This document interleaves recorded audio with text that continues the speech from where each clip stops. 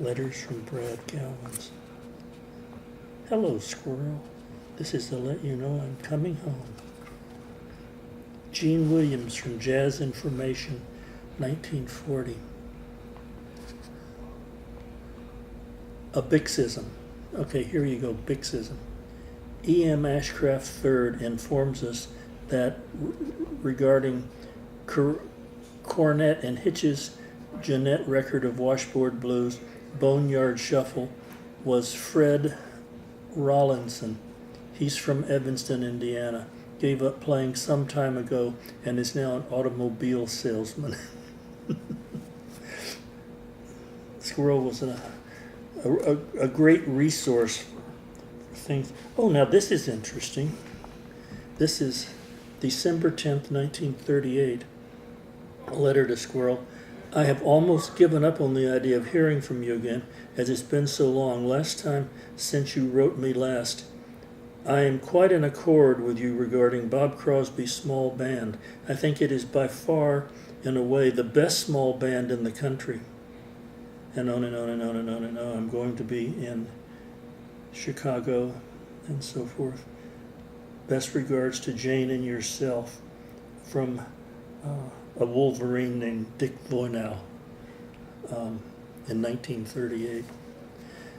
Now, Squirrel, because of something that was on that jazz research group thing about the test of Tiger Rag, Squirrel had a copy of the test of Tiger Rag, but it wasn't, because it wound up in that box of stuff that Pater Ashcraft sent to me.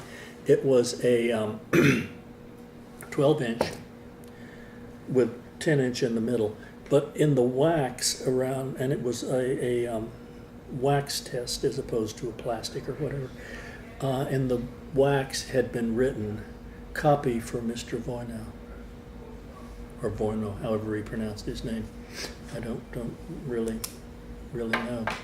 But anyway, I don't know what happened. This was just one little part of a file that Pater Ashcraft found in a box sometime in the mid-'80s and gave to me, because I had a crank-up Victrola that I had found that cost $10, a big tall one and everything, and I gave it to Squirrel.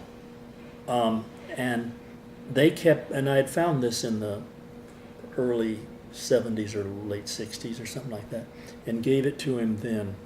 And they kept it, and then Squirrel died in the early 80s. And at some point in the mid-'80s, Pater called and said, I don't need this crank-up Victrola. I don't want to throw it away.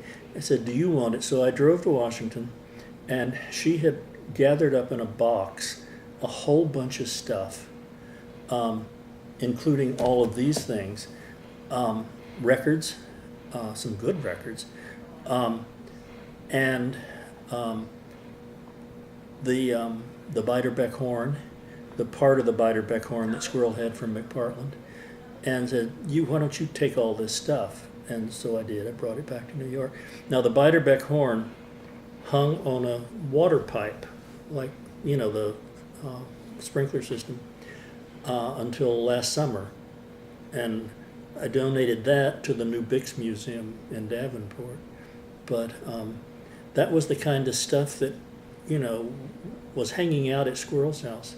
I mean, all the records. And for a long while, we don't ever know what happened to this, because I've seen the correspondence on this. He had Frank Teschmacher's clarinet.